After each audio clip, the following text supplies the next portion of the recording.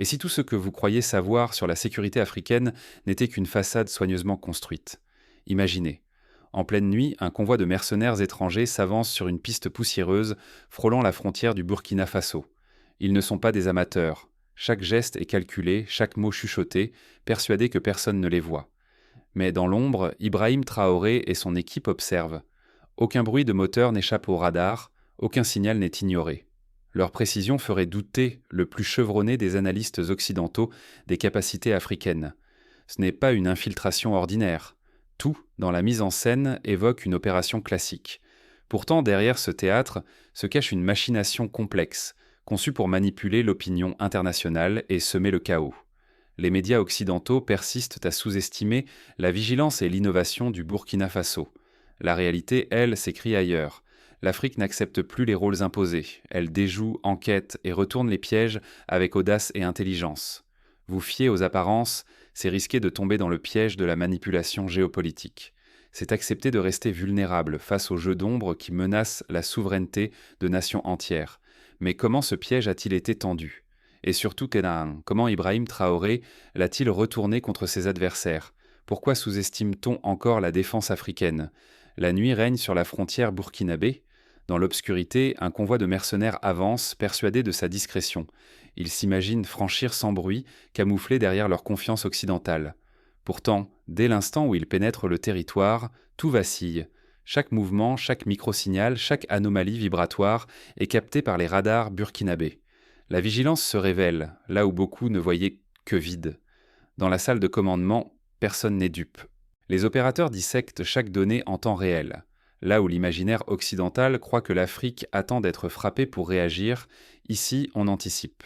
Cette idée reçue selon laquelle l'Afrique ne fait que subir, c'est un poison hérité de la colonisation, entretenu par des clichés confortables qui persistent jusque dans les cénacles diplomatiques. Le président Ibrahim Traoré et son équipe ne se contentant pas d'observer. Ils fusionnent intelligence artificielle et expertise humaine pour décoder ce que d'autres ignoreraient. Les premiers signaux d'alerte sont subtils. Les véhicules forment des colonnes qui veulent imiter l'OTAN, mais révèlent d'étranges maladresses. Les écarts sont parfois trop courts, parfois trop larges, comme si le modèle n'avait été compris qu'en surface. Même les communications radio tentent de copier les protocoles occidentaux. Mais à qui s'est écouté, tout sonne faux, la cadence, l'accent, la structure des codes. Ce n'est pas l'OTAN, c'est une imitation pensée pour tromper ceux qui jugent trop vite. Plus la communauté internationale alimente le mythe d'une Afrique naïve, plus elle laisse le champ libre à ceux qui orchestrent l'instabilité. Cette sous-estimation aveugle empêche de voir les réseaux de défense africains tels qu'ils sont, complexes, réactifs, capables de détecter les stratégies les plus subtiles. Mais ce qui s'est joué cette nuit dépasse la simple détection d'une intrusion. Derrière chaque indice démasqué s'esquisse une machination plus vaste, conçue pour piéger non seulement le Burkina Faso, mais toute la région. L'alerte ne tarde pas à se propager à la capitale. Ce que les opérateurs découvrent va bouleverser l'équilibre fragile de la sous-région. Et si ce convoi n'était qu'un mirage, un piège astucieux dissimulé dans un autre piège? La question s'impose, froide et tranchante, alors que les rapports s'accumulent devant Traoré. Tout dans cette opération évoque l'OTAN. La formation impeccable, la discipline martiale, les codes radio familiers. Mais à chaque examen minutieux, une faille apparaît. Ce n'était qu'une imitation, une mise en scène conçue pour tromper ceux qui ne regardent pas de trop près. Les communications sont le premier indice. Les fréquences, la ponctuation des messages, tout semble presque vrai. Presque. Pourtant, les analystes le détectent. Les modulations sont trop mécaniques, les signatures trop propres pour être authentiques. Ce sont des empreintes copiées, bricolées pour simuler l'aisance occidentale. On veut induire en erreur les observateurs, semer la confusion dans l'esprit des décideurs. Le matériel, lui aussi, raconte une histoire d'apparence. Des moteurs hybrides, assemblés à partir de pièces récupérées aux quatre coins du globe, défient toute tentative d'identification. Ce n'est plus du camouflage, c'est de la contrefaçon. Tout est pensé pour masquer la vérité, brouiller les pistes, dissimuler l'identité des vrais commanditaires derrière un voile d'emprunt et de faux-semblants. Même les uniformes trahissent le stratagème. Mélange d'anciens stocks, de camouflage démodé, d'équipements usés jusqu'à la corde. À première vue, on croirait à une opération de l'OTAN, mais Traoré, habitué aux détails, repère les incohérences. Ce patchwork d'éléments disparates est une ruse destinée à désorienter experts comme novices, à semer le doute jusque dans les rangs adverses. Reste la question centrale. Pourquoi tant d'efforts pour une illusion? Parce que l'objectif n'est ni la conquête ni l'occupation. Il s'agit de provoquer un incident, de déclencher une crise diplomatique qui servirait de prétexte à une intervention étrangère. Le piège vise à pousser les dirigeants africains à la faute, à leur faire endosser le rôle de l'agresseur. Toute la région pourrait s'embraser à partir d'une seule étincelle soigneusement placée. La moindre erreur, désormais, serait fatale. Une réaction trop rapide, trop visible, et la machine internationale s'emballe. Condamnation, sanctions, déploiement de troupes sous prétexte de maintien de la paix. Les alliances s'effritent, les souverainetés vacillent. L'Afrique entière se retrouve piégée dans une crise, fabriquée de toutes pièces. Mais Traoré reste lucide. Il refuse de jouer le rôle qu'on voudrait lui imposer. L'expérience lui a appris que l'anticipation est la meilleure défense. Il analyse, il attend, il déjoue. Cette fois, l'Afrique ne réagira pas selon le scénario écrit par ceux qui tirent les ficelles. Ce qui se joue ici dépasse largement les frontières du Burkina Faso. C'est une guerre de perception, où chaque image, chaque rumeur peut se retourner contre ses instigateurs. L'Afrique, désormais, connaît le jeu. Celui qui tombe dans le piège n'est peut-être qu'un pion, sacrifié pour justifier le prochain coup. Traoré convoque d'urgence son état-major restreint. Il sait que la moindre décision devra être pesée au milligramme, car le vrai combat se joue dans l'ombre, loin des projecteurs. Que se passe-t-il lorsque le piège est double, et que le véritable objectif reste caché jusqu'à la dernière seconde? Imaginez un instant, si Traoré n'avait pas anticipé la manœuvre, chaque geste, chaque ordre donné face à ce convoi aurait pu devenir le prétexte idéal à une intervention étrangère, savamment justifiée aux yeux du monde. Le plan secret était implacable. Pousser le Burkina Faso à tirer le premier, puis présenter cette riposte comme une preuve d'instabilité dans tout le Sahel. Un seul tir, une simple escarmouche, et la machine médiatique aurait tourné à plein régime, répétant la fable de l'Afrique dangereuse pour préparer l'opinion à toutes les ingérences à venir. Les caméras auraient immortalisé une confrontation fabriquée, accusant ouvertement le Burkina Faso, tandis que les véritables instigateurs restaient invisibles, tapis derrière leurs écrans. Dans les pays voisins, la tension montait. Beaucoup soupçonnaient un scénario orchestré, mais faute de preuves, ils demeuraient silencieux. Soudain, des signaux radio inhabituels rompirent ce calme précaire. Des interceptions révélèrent l'implication d'une troisième entité, dissimulée, coordonnant l'opération depuis l'ombre. Ce n'était plus seulement un piège contre le Burkina Faso. C'était une toile complexe conçue pour semer la confusion, manipuler la perception internationale et fracturer les alliances régionales. L'objectif ultime, générer un chaos maîtrisé, où chaque acteur deviendrait, à son insu, l'instrument d'un jeu qui le dépasse. Si le plan avait réussi, la souveraineté de toute la région aurait vacillé. Cela aurait ouvert la porte à de nouvelles interventions, camouflées sous des discours humanitaires ou sécuritaires, précipitant l'effondrement de la stabilité régionale. Mais la vigilance de Traoré a tout changé. Refusant la provocation, il a obligé les instigateurs à se dévoiler, déjouant une manipulation qui aurait pu bouleverser l'histoire du continent. Pourtant, une question cruciale demeure. Face à des stratégies aussi sophistiquées, comment l'Afrique peut-elle protéger sa souveraineté? Et comment les citoyens peuvent-ils éviter de se faire piéger par une manipulation mondiale aussi subtile? Pour comprendre comment Traoré a pu démasquer cette opération, il faut revenir sur les signaux faibles et les choix critiques faits en quelques heures. C'est là que tout s'est joué. La véritable résistance commence par la lucidité et la maîtrise de son propre récit. Il ne s'agit pas seulement de posséder la force ou la technologie la plus avancée, mais de cultiver une intelligence collective, capable de voir l'invisible et de déjouer les pièges subtils de la manipulation. L'histoire récente du Burkina Faso en est la preuve éclatante. Même les stratégies les plus sophistiquées, conçues pour égarer les regards extérieurs, peuvent être révélées si l'on refuse de se laisser guider par les apparences et si l'on fait confiance à sa propre capacité d'analyse. Ce succès burkinabé n'est pas le fruit du hasard. Il résulte de l'alliance entre une technologie locale adaptée aux réalités du terrain et une expertise forgée dans la méfiance envers les lectures simplistes venues d'ailleurs. Quand chaque citoyen devient un capteur d'alerte, qu'il soit journaliste, soldat ou simple témoin, la manipulation perd de son pouvoir. Il est donc crucial de refuser les récits peu prémâchés. Les opérations de déstabilisation prospèrent sur notre soif d'explications rapides, de coupables désignés, de scénarios confortables. Mais la réalité géopolitique est infiniment plus complexe. Il faut apprendre à douter, à questionner, à chercher la faille dans le récit dominant. La force du calme et de l'analyse devient alors le meilleur bouclier. Se préparer à la manipulation ne signifie pas céder à la peur ou à la paranoïa, mais cultiver la vigilance, s'informer, partager les connaissances et soutenir des médias indépendants capables de décrypter les signaux faibles. C'est ainsi que se construit la cohésion sociale, face aux tentatives de division et de désinformation. La solidarité entre États africains s'impose comme une nécessité vitale. Aujourd'hui, le Burkina Faso a déjoué un piège, mais demain, une autre nation du continent pourrait être visée. Partager les stratégies gagnantes, former des réseaux de veille, échanger des experts, tout cela permet de transformer chaque attaque en leçon partagée et en protection pour tous. Rester lucide, apprendre à détecter et à dénoncer la manipulation. Telles sont les garanties de l'avenir, de la souveraineté et de l'unité du continent face aux ingérences. Fermer les yeux, c'est accepter de répéter les erreurs du passé et s'exposer à de nouveaux cycles de chaos et de perte de contrôle sur son propre destin. Mais qui était réellement derrière cette opération d'infiltration et comment le piège a-t-il été déjoué aussi rapidement? Pour comprendre, il faut revenir aux premiers signaux faibles repérés par les analystes burkinabés. Ne soyez plus de simples spectateurs. Votre lucidité et votre voix peuvent vraiment changer le cours de l'histoire. Ce que nous venons de dévoiler n'est pas un fait divers de plus. C'est un signal d'alerte, un appel à éveiller la vigilance partout où la manipulation de l'opinion devient une arme redoutable, aussi dangereuse que n'importe quelle force militaire. S'informer, c'est déjà refuser d'être manipulé.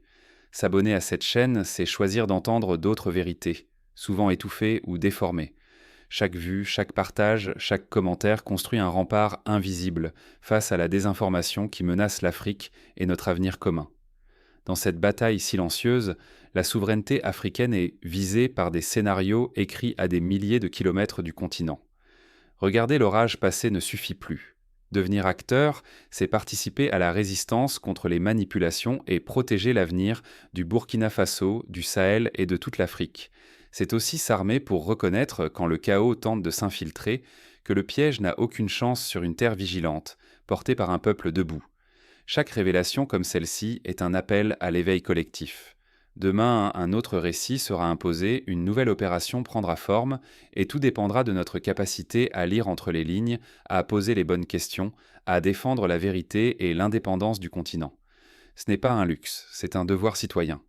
Nous sommes à un carrefour décisif, et l'histoire ne s'écrira pas sans vous. Refusez la passivité, rejoignez cette communauté, partagez vos analyses, mobilisez autour de vous.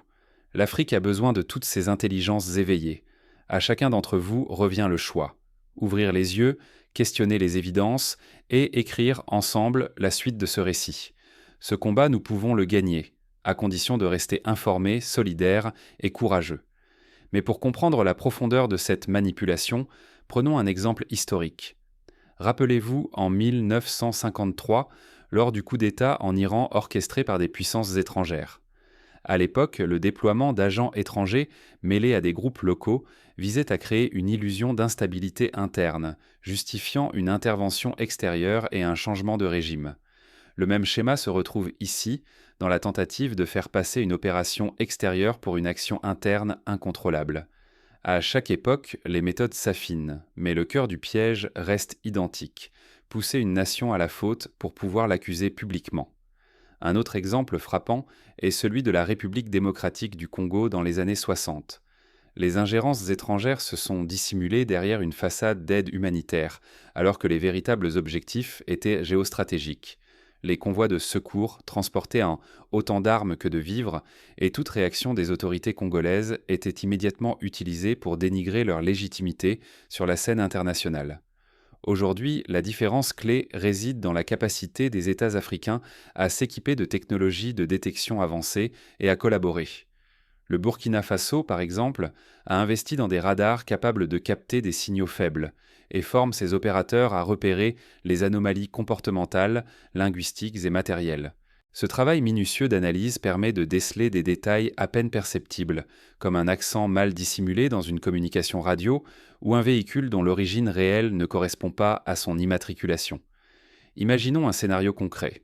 Une fausse colonne de casques bleus s'approche d'un poste frontière sous prétexte d'apporter une aide médicale. Les soldats burkinabés, entraînés à la vigilance, notent que les uniformes arborent des insignes inversés et que les véhicules portent des logos effacés. Ces détails, apparemment insignifiants, suffisent à alerter la chaîne de commandement. Plutôt que de répondre par la force, le Burkina Faso décide d'encercler la colonne, de la surveiller avec des drones et de recueillir des preuves vidéo qu'il transmet ensuite à ses alliés africains et à des médias indépendants. Ce choix stratégique permet non seulement d'éviter une escalade, mais aussi de retourner la manipulation contre ses auteurs. En exposant publiquement les incohérences, le Burkina Faso prive les instigateurs de leur principale arme, la surprise médiatique. L'opinion internationale, informée de ces preuves, hésite à suivre le récit imposé par les manipulateurs. La riposte devient alors collective, mobilisant l'Union africaine et d'autres États pour dénoncer la tentative d'ingérence. Pour renforcer cette vigilance, plusieurs États africains ont signé des accords de partage de renseignements. Ils organisent des exercices conjoints où chaque force apprend à reconnaître les méthodes de tromperie. Faux documents, fausses unités, fausses alertes. Par exemple, lors d'un exercice organisé au Ghana, les participants de 7 pays ont simulé une double opération d'infiltration, testant la capacité de chaque unité à détecter les éléments factices parmi les vrais. Les leçons tirées de ces entraînements sont capitales pour la sécurité collective, mais la vigilance ne concerne pas que les militaires. Dans de nombreux villages du Sahel, des campagnes d'éducation populaire sensibilisent la population à la désinformation. On y explique comment repérer une nouvelle douteuse, comment remonter une rumeur à sa source, comment signaler un incident anormal aux autorités locales. Ce tissu social vigilant devient la première ligne de défense contre les manipulations. Prenons l'exemple de Mariam, institutrice à Kaya. Un matin, elle reçoit sur son téléphone un message alarmant, annonçant une attaque imminente. Plutôt que de relayer l'alerte sans vérification, elle contacte la radio communautaire, qui l'aide à vérifier l'information auprès des autorités. Grâce à ce simple réflexe, la rumeur est stoppée avant de semer la panique dans toute la ville. Ce genre d'initiative citoyenne, multipliée à l'échelle d'un pays, forme un rempart solide contre les tentatives de déstabilisation.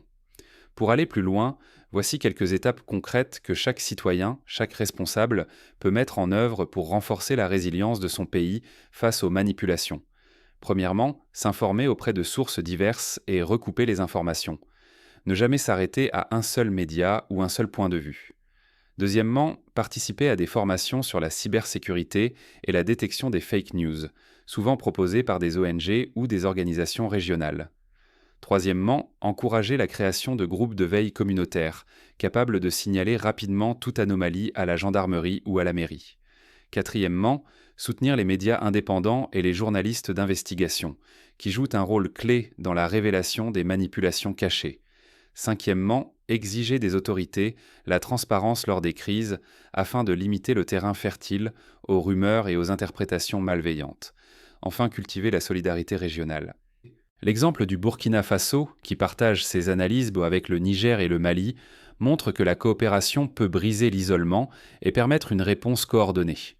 Pour conclure, il est essentiel de comprendre que la sécurité moderne ne repose plus seulement sur la force militaire, mais sur l'intelligence collective, la rapidité d'analyse et la capacité à anticiper les coups tordus. Chaque citoyen, chaque village, chaque fonctionnaire a un rôle à jouer dans la défense de la souveraineté africaine. L'histoire de cette nuit à la frontière du Burkina Faso n'est pas un cas isolé. Elle illustre un combat plus vaste qui se joue chaque jour dans l'ombre, à l'abri des caméras. Les prochaines attaques seront peut-être plus subtiles, les pièges plus élaborés, mais la réponse peut toujours être collective et lucide. Fermons la question de la manipulation en rappelant que l'Afrique, forte de ses leçons du passé et de sa jeunesse connectée, n'est plus condamnée à subir. En s'armant d'esprit critique, en partageant ses expériences et en renforçant ses alliances, le continent peut non seulement éviter les pièges, mais aussi écrire ses propres scénarios pour un avenir souverain et apaisé. Alors, la prochaine fois qu'un événement trouble surgira dans l'actualité africaine, posez-vous toujours la question : qui en profite vraiment ? Et surtout, n'oubliez jamais que, plus que jamais, l'Afrique veille.